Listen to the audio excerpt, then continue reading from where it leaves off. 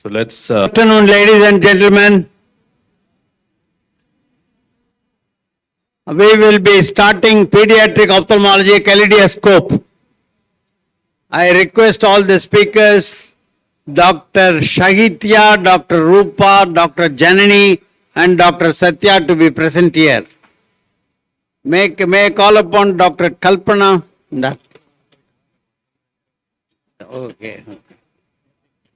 So I have Dr. Sundaresh as my co-convener. I think we will start with the first speaker. I think I'll just give a brief this thing about the pediatric ophthalmology. Pediatric ophthalmology has been evolving as a very big branch now. Those days when I started my career, I think 78 and 79, it was all for retina, medical retina, etc. Right now, I think the most sought subspecialty is pediatric ophthalmology. And we will start, I think, with my talk. I think, hope the slides are ready. So I will be speaking on strabismus, my journey, past and future, mostly for the postgraduates.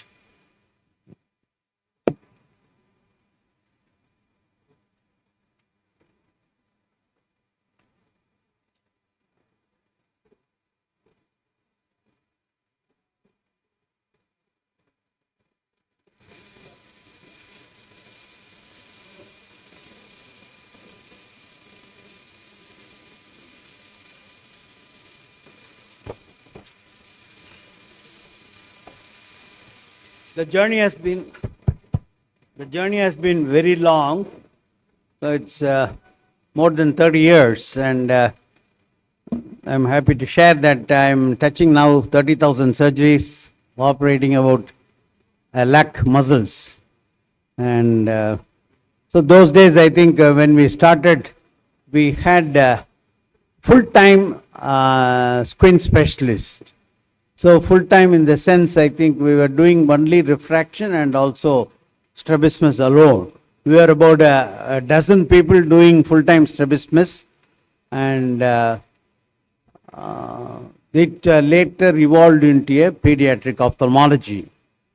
And I am happy to share that Trichy has been my favorite town, and I think I had the Joseph Jnanadikam Award, the same hall which has been named after the gentleman. I think that was in 2007, and the first person to get this award was my mentor, Dr. S.S. Badrinath. Oh.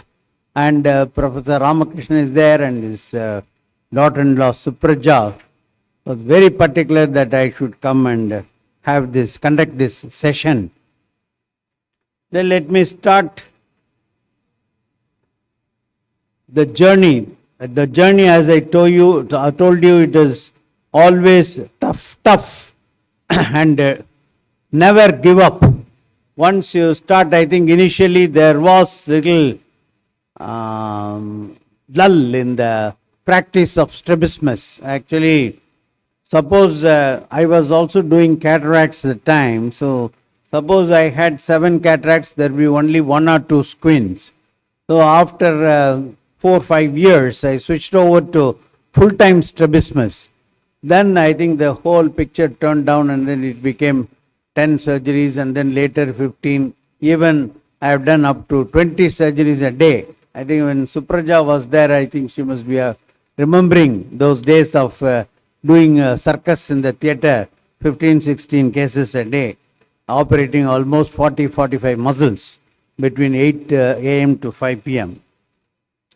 So the journey has been really tough, and we had to employ the 3 orthoptists who are trained at Madurai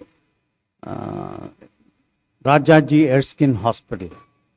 And every step we took matters. We devised our own test screen at Shankara Netralaya, and there were, of course, a lot of hurdles, because to have a big anesthesia team, it was quite tough in the initial days. There was only one anesthetist available for Dr. Badrinath Retina, and also for strabismus, and also for congenital cataract, etc., etc. So we went through all the hurdles, and today I think we are operating something around 1,000 squints a year and 25,000 pediatric ophthalmology patients a year. And all clubbed together, we do about 3,000 surgeries, pediatric surgeries a year. This is how our Shankara Netralaya Chennai started with the inauguration in 1979, and this was the premises at College Road. Before, actually, we were operating at Vijaya Hospital, where Dr. Badrinath had his private practice.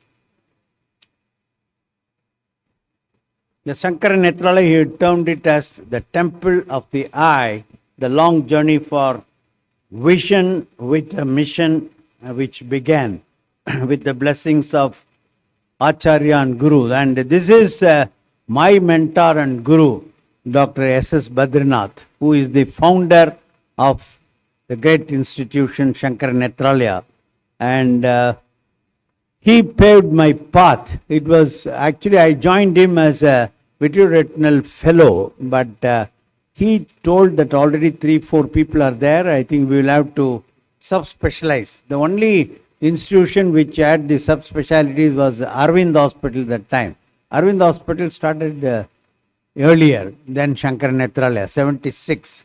And Little Flower Hospital had subspecialties. Of course, Rajendra Prasad Center at Delhi had subspecialties. But it was Dr. Badrinath in South, in Chennai. He started the subspecialty, and he told me to bifurcate to strabismus. And he also gave additional load of contact lens and low vision aids. And what I am today here is because of this great gentleman, Padma Bhushan, Dr. S.S. Badrinath. Now I think Shankara Netralaya has grown into a very big institution with almost taking care of 4,000 outpatients a day, performing about 400 operations a day with 75 to 100 under general anesthesia. We have 16 full-time anesthetists with 4 part-time anesthetists, and almost 160 consultants with branches in Calcutta, Tiruvannamalai, Sri City, etc., with 5 in Chennai. So let me go to the topic now. What has changed over time in strabismus? The awareness and recognition is very important. Those days, I think a lot of people were moving around with squint. Now you find even few politicians coming in the television with the squint and all.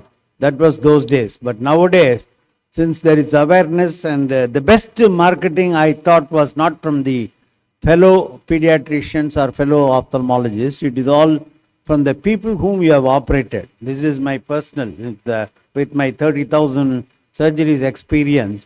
The marketing comes from the patient, the parents. So one parent, I think, convinces the other parent, because squint is such a cosmetic thing. When you see them, I think they just tell them, they convince them, and then they send them, whether it is from Chennai or from distant cities. So the awareness and recognition has come among the public. Plus all the conferences, now we have a subspecialty. I am happy that at least about 100 people are there in this conference hall. When we started the squint seminar, we used to get a very small room with about 10 or 20 people. So this awareness and recognition, and secondly, the surgical advancements. I think before, what all you knew was R&R, recession, resection, that's all. And then I think there were some oblique, inferior oblique weakening procedures came slowly, I think, one by one. And then later, I think you had the adjustable suture. Dr. Jampalski, I happened to work under him. And he was the one who instituted adjustable suture, and then later loop myopexy, the hangback technique, and so many Jensen's procedures, muscle transposition procedures, NAPS came, and then Anderson procedure, etc., etc. And squint, I think, like other cataracts, refractive surgery, and retinal surgeries, I think it has gone with a lot of advancement. And it has become a specialized exclusive care. I think at our place, we have 9,000 square feet earmarked only for pediatric ophthalmology, and it is always busy, especially April, May, June. I think we were too busy. There are too many solutions for a single problem in pediatric ophthalmology, and there is also high level of expectations and from the parents. One thing about squint is cataract and retinal surgeries and all, you can always tell that you are doing well, you'll do well like that with if there is a minor complication. But in squint surgery, I think the results are known.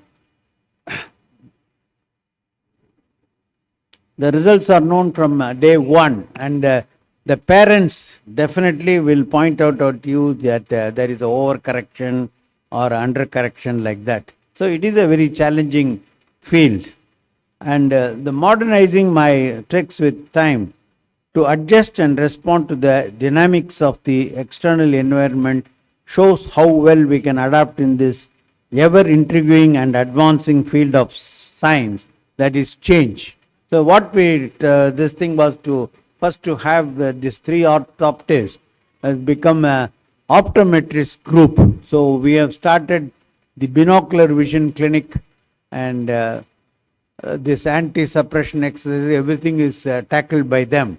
We ophthalmologists keep away from the orthoptics, and the primary refraction is done by the optometrists. So we have a school of optometry who trains about 40 people a year, and we are able to absorb them and put it into the system.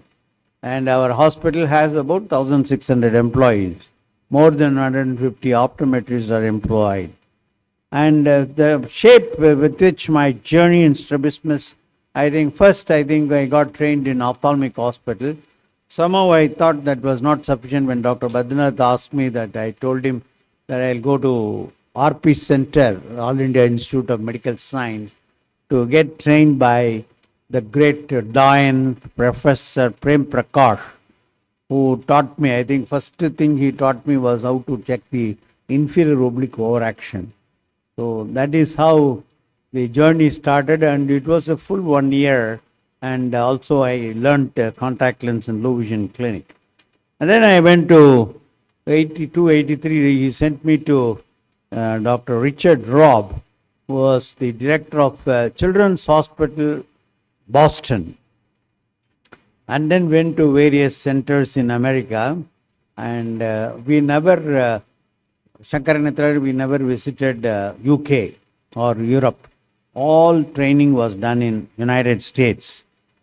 And Marshall Parks was the another giant practicing in Washington, and he actually was the one to show me that each muscle you can finish it off in 6 muscles. And his technique of opening the conjunctiva is at the limbal, and hardly it will take 6 minutes, and most of the time he doesn't even suture the conjunctiva. So he will do about 5 muscles, 6 muscles like that, totally 16 cases always will be in his list.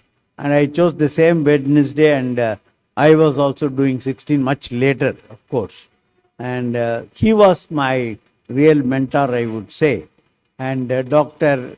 Alan Scott was in Smith Kettlewell, San Francisco. And this gentleman was doing a lot of adjustable suture, and also 83, I think I was assisting him in finding out whether Botox can be given, the botulinum toxin. The pioneer of this work was Dr. Alan Scott. And then later I went to Von Nuden, so many people. I think Von Nuden, you have only seen books. Most of you, the youngsters here, but I have worked with him personally for a short-term fellowship. So for the basics, for the children here, I think I would say that squint basically is just vertical, horizontal, and cyclovertical. So if there is a tilt, you have a cyclovertical squint. If there is a chin up or chin down, vertical. And if there is a face turn, you have a horizontal. And a lot of syndromes are there. So the first slide shows a hypotropia, the left eye is down. The second one, the bottom, hypertropia. And you have the outward deviation, the exotropia and esotropia. Why strabismus is important? Because it can indicate less vision. Because when the children, the parents come to you with strabismus, many times you do come across congenital lamellar cataracts or one eye cataracts having a sensory squint and uncorrected refractive errors, because most of the accommodative squints, I think they have hyperopic element, and the divergent squints have myopic. And the congenital corneal opacities or opacities developing later. This year, I think we had 161 cases of cracker injuries. Most of it was also corneal injuries with ruptured globe. And our emergency was very busy. And retinal pathology is always there, and optic nerve issues. And the optic nerve issues most of the time will have strabismus, which is actually variable angle. Sometimes it will be ESO, sometimes it will be EXO, and even with that you will have variable angles. This is with optic atrophy and other ailments of optic nerve. Why strabismus is important? Strabismus can itself cause decreased vision, which we call it as strabismic amblyopia. So always first, I think you treat the amblyopia before operating the patient. Treat them with occlusion, conventional occlusion. The inverse occlusion is not done, and you'll have to give importance to the fixation patterns. And central suppression due to the constant misalignment is the cause. And I'm not going into the binoculars theory part. And why strabismus is important? It can be also a life-threatening condition, especially institutions like Shankara Netralaya. We do get lots of cases of retinoblastoma, and they come with an esotropia because hypertonic convergence. The children who have sensory ailments will have convergent squint. After 12 years, I think they get the divergent squint.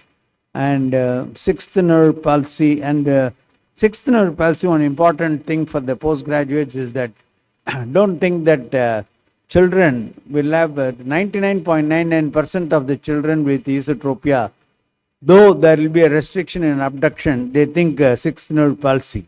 And unfortunately, the pediatricians, the neurologists also think that it is sixth nerve palsy. But I think if you close one eye and see for abduction, there will be some abduction. So congenital esotropia presents as a sixth nerve palsy, and 0.01% only is there. And intracranial tension with which you have a sixth nerve palsy, but many times you will have only Duane syndrome as a differential diagnosis, and they come to you with mimicking a sixth nerve palsy. Again, it has been misdiagnosed. Sir, we've finished. We are already 3-4 minutes. Okay. We started the session also late. Okay, how do I examine vision testing? Record vision at least twice. Take parents' help for the monocular occlusion. We have a lot of this vision charts with pre-verbal children, infants, menace reflex to find out whether the child is having vision. Preferential looking test was again from Boston. This was in 83. Optokinetic nystagmus, fixation pattern, and of course we have ERG and VEP. and preschool picture charts are shown in the other side. And all children who could cooperate, we go through the stereopsis. And retinoscopy is an art. This hand has done about 300,000 retinoscopes. So don't believe the optometrist alone. You kindly repeat the retinoscopy. And patient is the key. And the assessment, I think I'm not going through detail. Cover test, photo screener, BVAT, the corneal reflex, prisms, etc. The cover test, when you cover, I think 45 degrees angle, you see the eye under the cover, whether it's a phoric response or tropic response, and how much is the angle. We also have diplopia charting for the paralytic squints, and torsion AV pattern, and it can be manifested in the macular intorsion or exhaustion. So never ignore family album topography, which gives you a lot of information about the child undergoing surgery earlier, and you are always in for a surprise. So management, all of you know, patching, vision therapy, synaptophore, penalization. Penalization is the latest, with which we put atropine once a week in the good eye, and then prisms. And safety first, and planning, and surgical planning, I have told you, Allen Botox, and this is the Botox patient which I gave for a divergent squint, which was operated all the 4 muscles, and you can see the result. And there used to be a tungsten needle, and these are the modern Pac-Man game and the new binocular vision orthoptics. So I think I would like to conclude. So I'm sorry that I have taken a lot of time, though I'm the chairman, but I think wish you all the best for this wonderful conference. I call upon Dr. Sahitya to speak to us on challenging assessment and intervention. Hope she will compromise my time. Thank you. Thank you, sir, for such a wonderful journey shared with us. It's only not fair on our part to give you such short time, but still the show has to go on. Thank you, sir. Thank you. Thank you. Good afternoon. I am Dr. Saitya, and I'll be talking on CVI.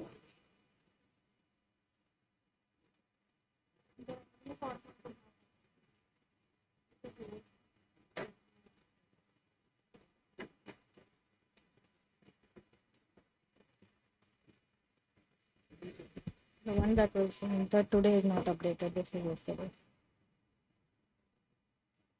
No, that one. Okay. Thank you, Tricon, for the opportunity. And today I'll be doing CVI, challenging assessments and interventions.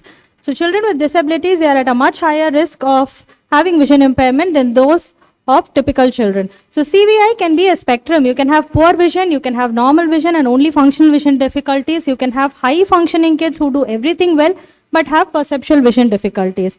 So how is the evaluation different from routine evaluation? A medical record review is very important. You should know the additional conditions that the child suffers from. And also an interview with parents and caretakers, because even if you see the child for 45 minutes or 1 hour in the office, you still would lose on a lot of things that they give you. And along with the standard ocular examination, a functional vision examination is mandatory in every child with CVI. So for visual acuity, in addition to routine children, we usually don't put much importance on the near visual acuity. But in children with CVI, you will typically see that they have accommodation issues, and near vision becomes very, very important because their working environment or their whole world is up close. So a dynamic retinoscopy to look for accommodation for every child is very important. Like in this child, you can see that with a plus glass, she works very well. And children with autism might have a lead of accommodation, while other cases of CVI might have a lag of accommodation. And for every child, please give the latent time period.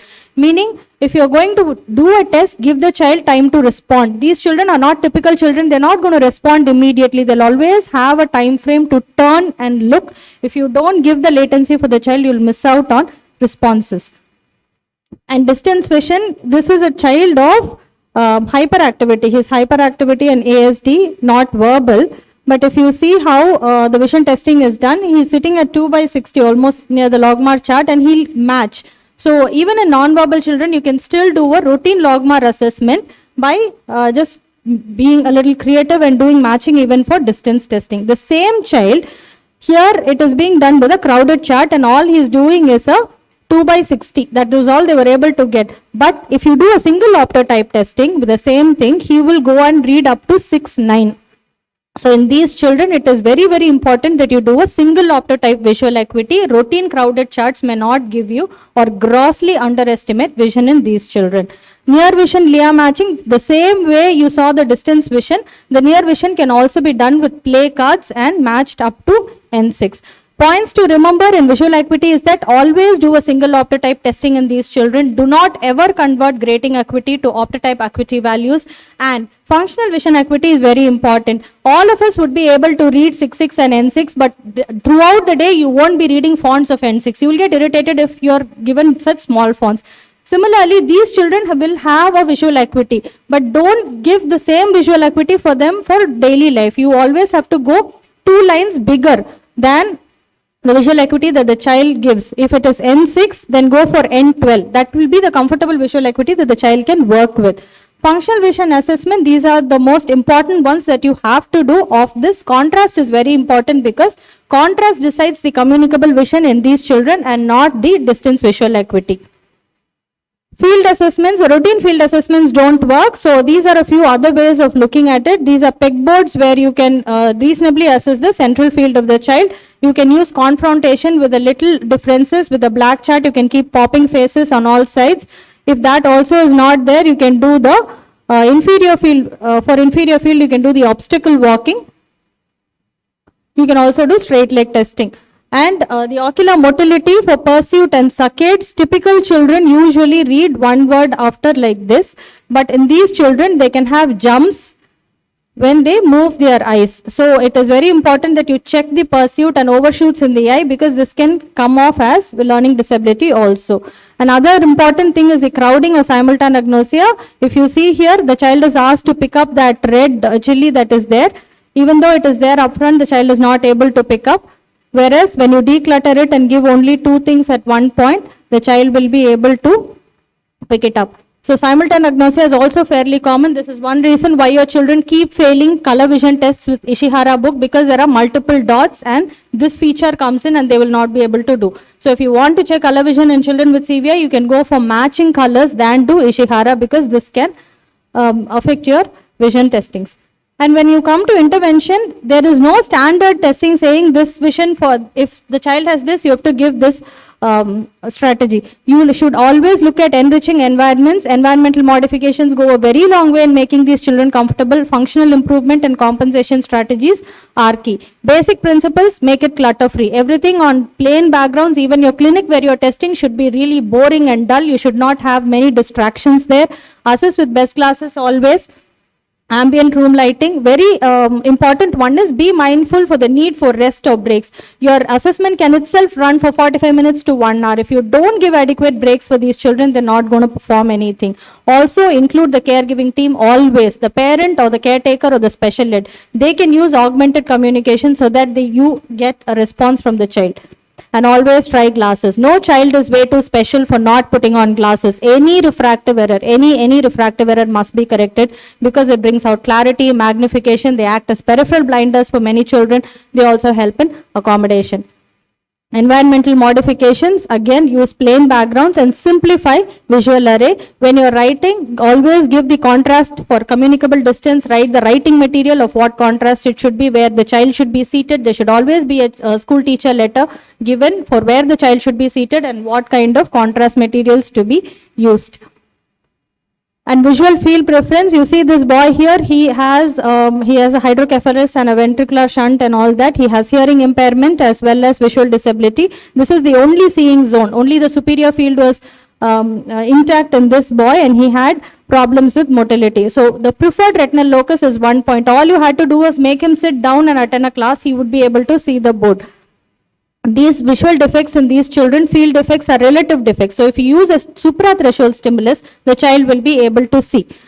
So again, in simultaneous agnosia, children will go close to a stimulus they use approach magnification so that they are able to see something. This is one reason why children will go very close to the TV to see.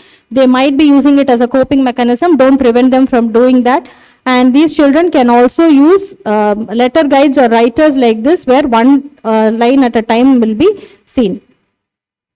And sensory integration, integrate augmented communication all the time. The boy that I showed you previously, we had to teach him walking, but he can't hear. So you can see that the rehabilitationist is putting his feet on her feet and teaching him to use a cane. Red flags for referral: any child with an insult to the growing brain, any child with learning disability or a STOMI neonatal course, always look for suspicions of CVI. Neuroimaging may add diagnostic value, but again, whatever you see on the MRI might not be a pattern of CVI. You can see gross changes in the MRI, it need not correlate with the severity of CVI. Early intervention is key. You're never too early to start a early intervention. Plasticity in these children, don't take plasticity in these children for granted, because this is a compromised brain. So you can't expect that much of a plasticity. So whatever is there, you will have to take it slow, but take it really early. And in summary, very important thing is, do not miss out on functional visions. You have to do it. The distance of communication is always important. Please mention it. And in intervention, if you don't know where to start, work along your visual milestones. Multidisciplinary referral is key. We think we see a lot of things, but then we also have PTs and OTs where there are multiple problems. If they don't work, then we don't grow. And early intervention and cross referral. Please remember that you have to cross refer. Also, children with vision impairment very early in life, they can also develop autism-like features. So diagnosis is largely clinical. And there is one more point with CVI, that it manifests in new environments. It keeps coming up in new environments. You might not have a problem at home, but if you leave him in a strange place, suddenly simultaneous agnosia will start manifesting itself. So always expect to have new problems. And there is no greater disability than seeing a person as more. I also take this opportunity to welcome you all to our CME on CVI on September 2nd at Arvind Eye Hospital. Thank you for the opportunity. Thank you, Dr. Sahitya. It was a wonderful presentation. The next talk will be Dr. Janani on A to Z of amblyopia management. And Dr. Sahitya, very thanks for finishing earlier.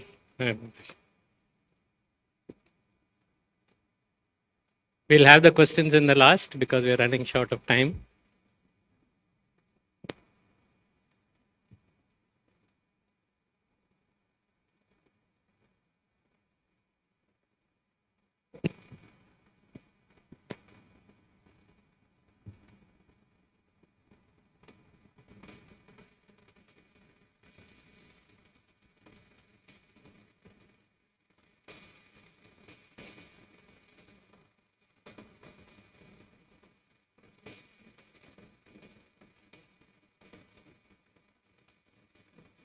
Good afternoon to one and all present here. I'm sorry for my voice. So I'm going to talk about A to Z in the management of amblyopia. So as we all know, what are the difficulties and disadvantages of amblyopic children in terms of visual functions? So it is important to detect and manage early in these cases. If not, their future will be limited in terms of jobs. So it can also affect emotional and mental well-being as well. So I was thinking, what are the therapies available in A to Z? So there are various therapies available, including traditional and binocular vision therapies. So the success of amblyopia therapy is multifactorial, depending on the age of onset, cause, severity, and outcome of previous treatment. So treatment involves correction of underlying predisposing conditions like cataracts. Depending upon the cause of amblyopia, the treatment should be planned. So pedic studies have dramatically changed amblyopia clinical practice patterns for many eye care providers. So correction of refractive error is the first step in the treatment of amblyopia. Proper optical correction should be prescribed after performing a cycloplegic refraction. So after 6 weeks of refractive correction, occlusion therapy should be started. So it depends on age, type of refractive error, and presence and absence of strabismus. So occlusion therapy, it is the mainstay of treatment. It is the gold standard. It is and it is widely accepted. There are various methods of occlusion therapy being practiced. The results from pedic randomized trials have demonstrated successful outcomes with part-time patching. So it is part-time patching is better accepted by school-going children. the mode and schedule of occlusion therapy should be individualized. So these are the factors affecting response to occlusion treatment. So age at initiation of treatment, level of initial visual acuity, type of amblyopia, duration of patching hours, and complaints to treatment. So complaints, coming to the complaints, accurate monitoring of the complaints is a prerequisite for the assessment of efficacy. So complaints has been defined as 75% of the wearing time, patching time. So parents can also encourage the children in the form of gifts or rewards if they do satisfy hours of patching. So this is the active vision therapy. Children can be encouraged to do 1 hour of near activity during the time of patching. So the initiation of treatment, children are encouraged to do these kind of activities like painting, drawing, clay modeling. So these are all the activities done by our children in our office. So parents are, we can see parents are also getting involved in their mode of treatment during this therapy. So those children who are non-compliant to patching, we can also have pharmacological penalization and optical penalization. So optical penalization is not very effective, as they say. We can actually use them for maintenance therapy. So emerging therapies, where we get to hear in most of the forums now. So binocular vision therapies, which we overall improve the binocular vision and stereo acuity. These are all the various therapies available now. Dichoptic stimulation, where we present independent stimuli to each eye simultaneously and integration of the two stimuli under binocular viewing condition. So contrast or quality of the image presented with the amblyopic eye is higher than the non-amblyopic eye. So these are the benefits. So it improves visual acuity, enhanced contrast. The principle is contrast adjusted images are presented to both the eyes. So the normal eye receives images with low contrast compared to the amblyopic eye. So these are all the equipments needed for binocs. We have no financial interests. So here you can see the child is playing super car game in binocs with red and blue goggles. So here she is trying to use her amblyopic eye to see the red color target. The scores are also shown in the sides to motivate her for the better performance. So this is the most recent randomized trials have been published in terms of virtual reality. This is a head-mounted virtual reality displays which provide a fully immersive 3D experience, has also been investigated now. So recently started this kind of therapy in our office. So this also shows good improvement in terms of visual acuity, binocular single vision, and stereopsis. So this therapy involves minimum of 10 sessions, each lasting for 45 minutes. This can be done only in office. This is a kind of office-based therapy. So here child is trying to hit the snowball thrown by snowman. So we can change the background color, size, and transparency of the snowball. These are all the various different games available in this virtual reality therapy. So coming to the planning, it is important to note the grade of amblyopia, type of amblyopia, and age of the patient before planning the treatment. Proper and careful refractive correction is essential in all types of amblyopia treatment. In case of large anisometropic refractive error, it is better to prescribe a contact lens, may be the choice. For children less than 3 years of age, refraction needs to be repeated at least 6 monthly, 4 to 6 monthly. Maintenance patching or weaning of patching should be done in view of possible recurrence of amblyopia. So if not a replacement, patching is the gold standard, easy to understand, economical. So compliance, we have to keep track. Vision therapy, so increased compliance, but on the other side expensive.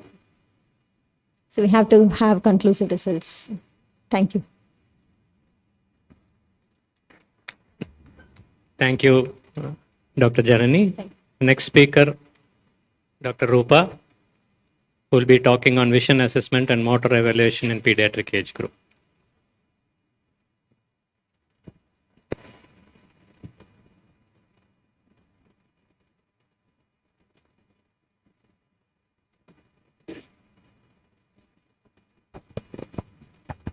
Good afternoon, all. Today I'm going to speak about the visual assessment and motor evaluation in pediatric age group. We all know that visual acuity is the most important aspect of pediatric eye examination. It's akin to vital signs in other fields of medicine. And most important is we should be aware of the normal development. As the eye grows, a lot of optical properties of the eye change. So any pathology which impairs the visual development will lead to long-standing impact. So what is special about pediatric visual acuity estimation? We need lot of patience and we need extra time and lot of confidence because we have to record the vision in a short span of time. So this is what which defines a pediatric ophthalmologist. Clinically, we'll divide it into infants, pre-verbal and verbal. So coming to infants, we'll start off with the fixation patterns or preference. It gives an idea about the foveal fixation. It is recorded as central, steady and maintained. So these are the two videos which are showing about this one. This child with left esotropia does not have a steady, maintained fixation. And this toddler with cross fixation. She's fixing with the left eye now and now with the right eye. So whenever it is difficult to understand which eye is amblyoptic, we have to do a occlusion test.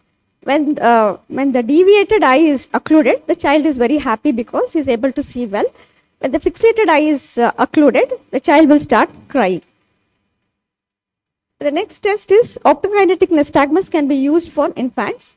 When you pass this black and white stripes through the patient's field of vision, there will be an involuntary jerky nystagmus with a fast component in the opposite direction of the movement of the drum. This is the video which is showing. Okay. Visually evoked potentials, flash VP tells us about the integrity of the macular and visual pathway. Pattern reversal VP gives a rough estimate of visual acuity. But only thing is we should be very careful about interpreting VP results because sometimes they do overestimate the visual acuity. It just tells us whether the visual pathway is intact or not. So these are the three readings of visual VPs. One is flash VP, next is pattern reversal and pattern onset and offset. Flash VP is very useful in infants and children, especially in CVI children when the parents ask us what is the visual acuity. If you record and we get a good graph, we can just reassure them saying that the visual pathway is intact. And pattern onset and offset VP is very useful in albino misrouting and objective acuity, that is especially malingering children, we see a lot. And sweep VPs are the recent onset where we have a more spatial resolution. It gives us the visual acuity in a Snellen's method. Coming to candy beads, these are 1 millimeter candy beads. At least the infant should be 4 to 6 months of age. They should have a pincher control. It's very good to display reduced vision in one eye. That is amblyopia to parents. Preferential looking, we have these stellar acuity cards where all the sign writings will reduce according to these boards. And when you turn the board, you have the stellar acuity cards, all the measurements written there. That is at what distance you keep and what is the equivalent Snellen acuity. This is a procedure. Examiner usually is hidden behind a screen and projects a homogeneous surface on one side, black and white stripes on the other side. Stimuli are alternated randomly. Fineness of stripes are reduced till no correlation between the direction of infant's gaze occurs. Vanishing optotypes, we have this Cardiff cards. Principle is optotypes fade completely into the background when retinal image is not resolved, making it invisible rather than blurred. 6 different shapes are positioned either at the top or bottom of the card.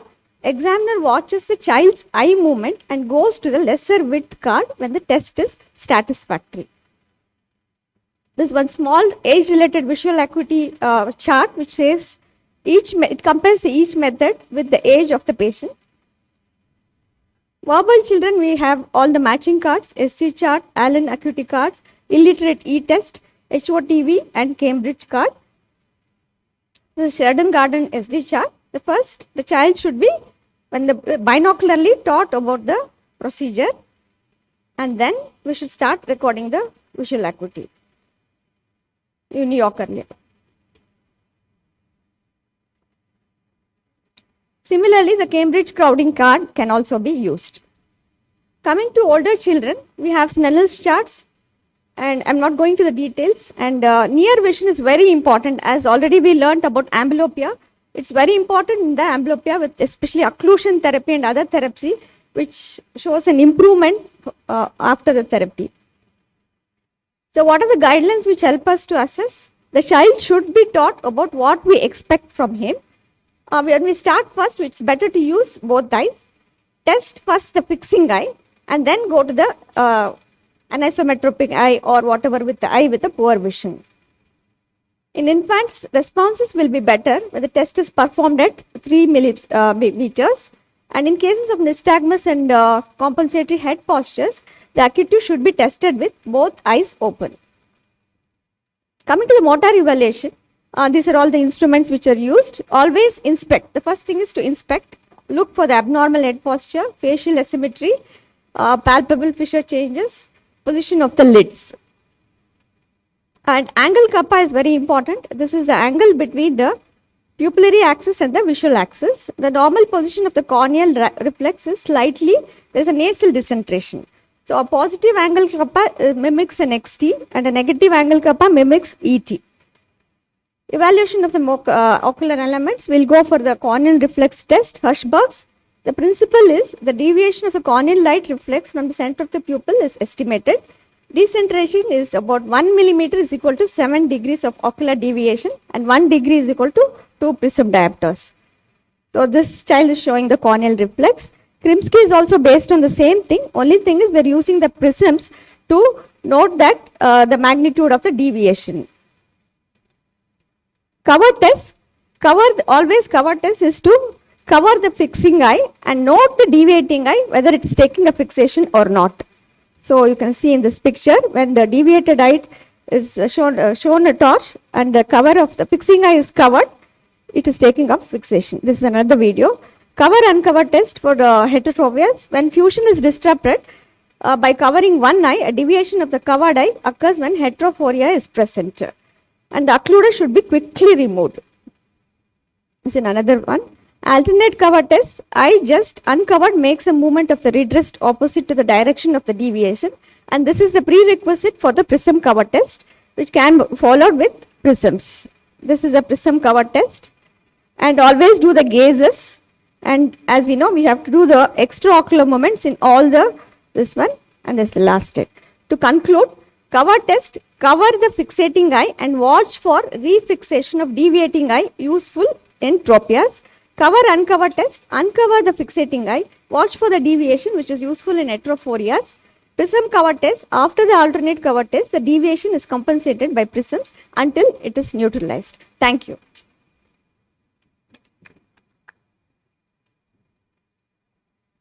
That was a wonderful presentation. Thank you, Jan.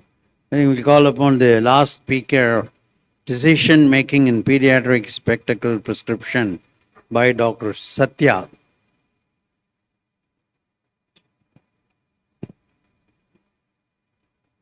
Thank you, Tricon, for this opportunity. And as with all the talks has been speaking, it's a difficult talk to fit into an 8-minute slot. So why is it unique to, in prescribing spectacle in children? We're not just treating one patient. Here we are treating an entire family.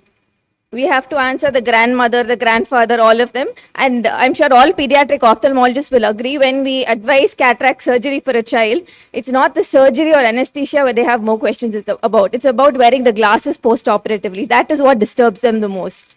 And we are prescribing in a child who is rarely consulted and in data that is frequently shaky. So the protocol is to look at the uncorrected vision and the presenting visual acuity if they're wearing glasses, looking at the auto-refraction, a dynamic retinoscopy and subjective refraction if the child is cooperative. A cycloplegic is always must, especially if they're a first-time spectacle wearer, if there is a change in refraction and a new astigmatism. So when we follow this protocol, we avoid doing a PMT often. And also we almost have 6 values. And this is convincing both for us and for the parents that this child needs to wear glasses and the amount of spectacle correction that we need to give. So in our practice at Aravind, we use half the diluted part of cyclopentolate in infants. And in 1 to 5 years, we use atropine where we want a much stronger cycloplegic effect. And in those older 5 years, we instill a drop of cyclopentolate followed by tropicamide plus 1 minute later. Homatropine is preferred in neurologically compromised children. Coming to spectacles in specific refractive errors, it's first important to remember emetropization. So we are all born hyperopic, and as we grow, the corneal curvature reduces, the lens flattens, and this is compensated by the axial length elongation. So when we are correcting refractive error, we don't want to also interfere with the normal emetropization. But at the same time, we need to remember that in certain corrections, if we don't allow it to go, there's a tendency for amblyopia. So a hyperopia of more than 1.5 diopters, a myopia of 3 diopters, an astigmatism of 1.5 diopters, and even smaller astigmatism when it's an oblique axis can lead to amblyopia. So when you come to looking at what power, what age do we have to give, there is no fixed table. But what comes close is this guidelines that is there in the AAO preferred practice patterns, and where it is repeatedly mentioned this is a guideline, it cannot be individualized for each patient. But to give a rough summary, what we practice, again, individualized, but a common guideline we would use is that in infants, we would have to treat if it is 3.5 diopters, in preschool 1.5, in schoolgoers 0.75. But now even in infants, even a smaller myopia, we need to push. Preterm also tend to have myopia, so it's very important to start them on glasses early. So to the school-going child with a 0.5 diopter but not complaining, we needn't give glasses. But if the child came in saying, I can't see the board from the last row, then we have to give glasses there. But if we are not giving glasses, it's important that we observe them more frequently. Call them for more frequent reviews, preferably at 4 to 6 months. Coming to hyperopia, if there is a esotropia present, you have to give full correction. This will possibly interfere with emetropization, but here this is against the fact of giving them binocular vision. If there is no symptoms, if there is exodeviation but a significant hyperopia, we will give a partial correction. With astigmatism, we need to give full correction of if it is more than 1.5 diopters in a 3 to 5 year old. In less than 3-year-old, you see a retinoscopy which shows 2 to 2.5. We still have to treat it, but maybe give a little bit of a partial correction. And if it's an oblique axis, we prescribe even at 1 year because there's a high chance of going into amblyopia. It is also important to remember that we don't tolerate astigmatism in spectacles and a cylindrical correction of 4.5 to 5. So it's important to then think of contact lenses. Children also tolerate anisometropia very well. You could give them -9 and -1 in one eye, and they can tend to adapt because of the visual plasticity. But in older children, if they presented late and then we picked up anisometropia, we might again have to think of contact lenses. Special situations in pediatric is usually when we have done a cataract surgery. So in an infant, again, we are only prescribing based on retinoscopy. So those at below 18 months, we prefer to go for a monofocal. Earlier, we used to say that 3 years was the cutoff. Now it is like at 18 months only the children is doing so much more. So we go for bifocal after they are 18. When they are below 18 months, we literally give the same value we see on retinoscopy because we would undercorrect for the working distance and the drug. And then again, we have to add for near vision. So if you got 20 on the retinoscopy, we would prescribe 20. And in pseudophakics, even small amounts of astigmatism needs to be corrected because the child needs to get used to wearing glasses because they need it for their near vision. So initially bifocals, and in those that can afford, we can also consider progressive lenses. Spectacles also help to correct any kind of head posture such as those in SO palsies with prism incorporation. Again, as Dr. Sahitya mentioned, it's very important if you see a child with CVI or special child and small refractive error, we have to prescribe glasses. We don't treat them any differently, and there are times that we see a notable change in behavior after glasses have been given. Spectacles in children cannot be completed without what an entire session was devoted to yesterday on myopia control glasses. So just a brief mention, the concept is that with normal glasses, there is a peripheral defocus, and anything falling behind the retina is a stimulus for axial elongation. So the newer glasses manage this. So the what is called the DIMS, which is defocus incorporated multiple segments, is also the basic concept.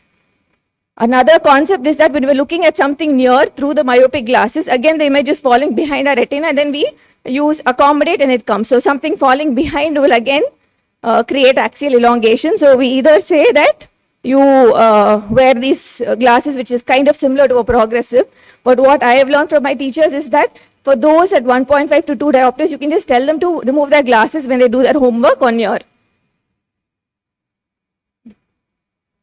Moving on to choosing the right frame and lens, which is very important in children to ensure compliance.